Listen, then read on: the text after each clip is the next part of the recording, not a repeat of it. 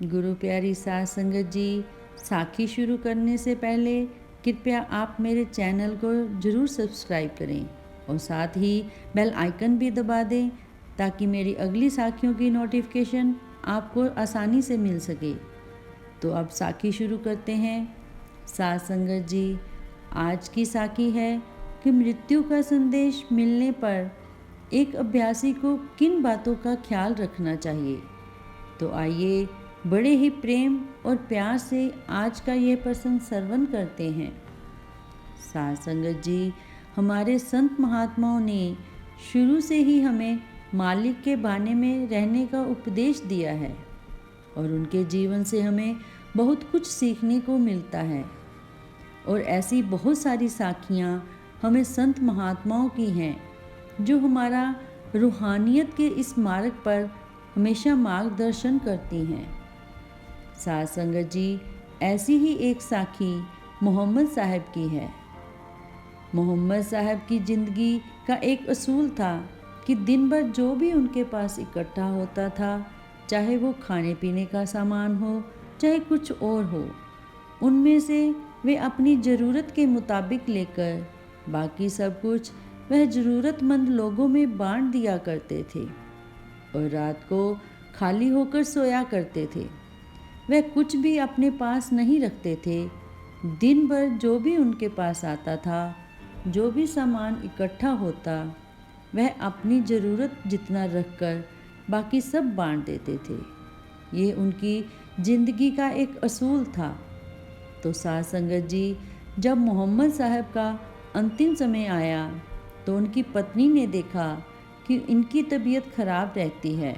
तो एक दिन मोहम्मद साहब की पत्नी ने 5 दिनार लेकर अपने पास रख लिए ताकि रात के समय जब भी उनकी तबीयत खराब हो तो वैद्य को बुलाकर इनका इलाज किया जा सके, या फिर कोई जड़ी बूटी लेकर आने की ज़रूरत पड़ जाए तो उसमें ये पैसे काम आएंगे। तो साध संगत जी, जब रात हुई तो मोहम्मद साहब को नींद नहीं आ रही थी। वह बेचैन थे और वह अपनी पत्नी से कहने लगे कि मुझे लग रहा है कि मेरी ज़िंदगी का जो असूल मैंने बनाया हुआ था वह टूटने वाला है। और मोहम्मद साहब अपनी पत्नी को कहने लगे कि मैंने आज तक कभी कल की फ़िक्र नहीं की, लेकिन आज मुझे डर लग रहा है कि घर में कहीं पैसे पड़े हुए हैं।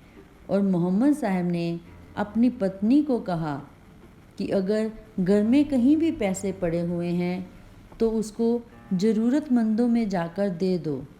तो मोहम्मद साहब की पत्नी ये सुनकर डर गई और वह सोचने लगी कि इनको कैसे पता चल गया। तो वह मोहम्मद साहब से कहने लगी कि माफ़ करना, मैंने कुछ पैसे इसलिए एक तरफ रख लिए थे क्योंकि अगर आपकी तबीयत रात को ख़राब हो गई तो उसमें काम आएंगे, इसलिए मैंने ये पैसे बचाकर रख लिए थे।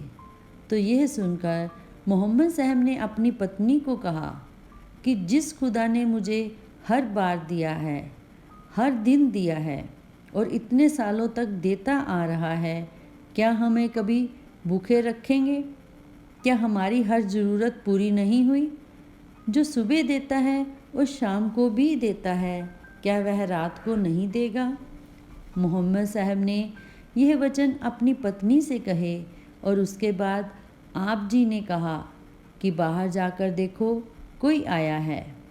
तो जब मोहम्मद साहब की पत्नी बाहर गई तो उन्होंने देखा कि बाहर कोई ज़रूरतमंद खड़ा था और उसने मोहम्मद साहब की पत्नी को कहा कि मुझे 5 दिनारों की आवश्यकता है।